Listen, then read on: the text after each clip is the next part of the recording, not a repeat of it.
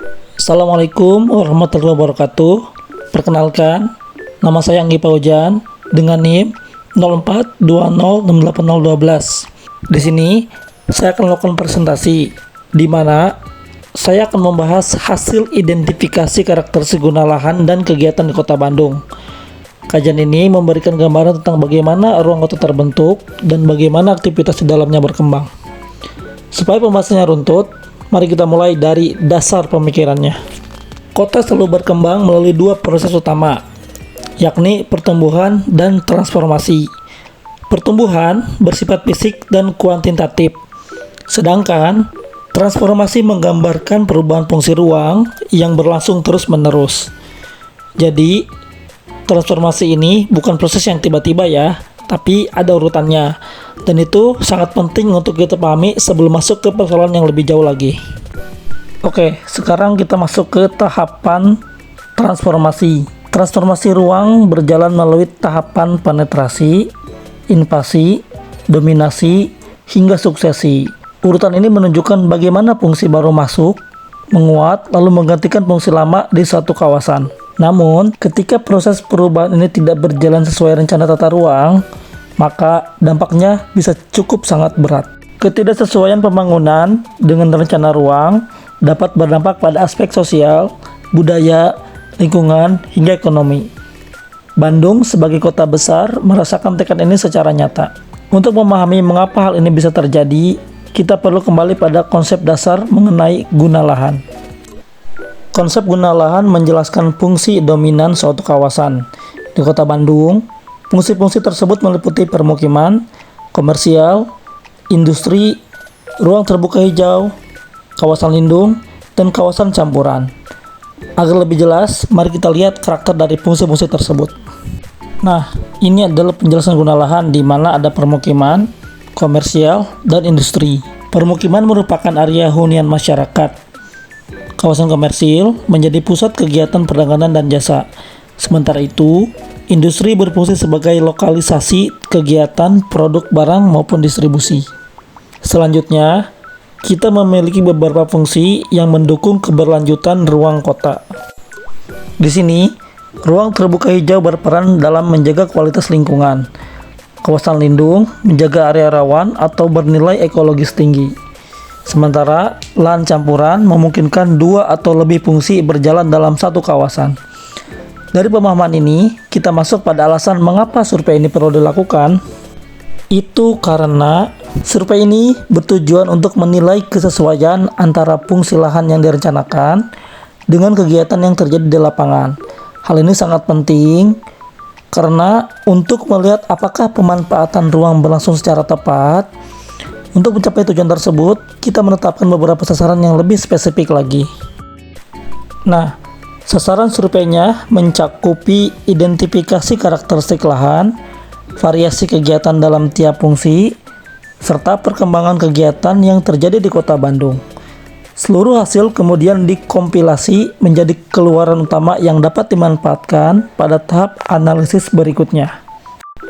Biasanya, keluaran survei berupa laporan komprehensif yang siap digunakan dalam proses perencanaan selanjutnya, terutama pada kegiatan studio. Sebelum mempelajari isi laporannya, kita tinjau dulu wilayah dan cakupan surveinya. Untuk kasus ini, survei dilakukan di wilayah Kota Bandung dengan membagi area ke dalam 6 wilayah pengembangan.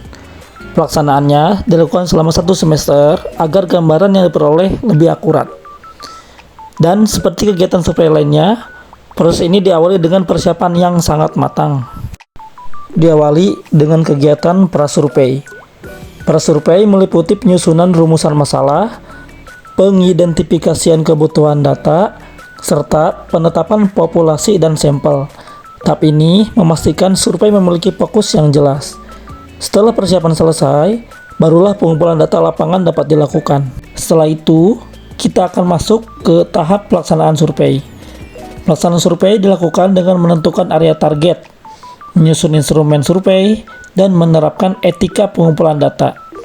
Data dikumpulkan secara sistematis agar validitasnya terjaga. Data yang terkumpul tidak berhenti di situ, tetapi kemudian diolah kembali pada tahap pasca survei.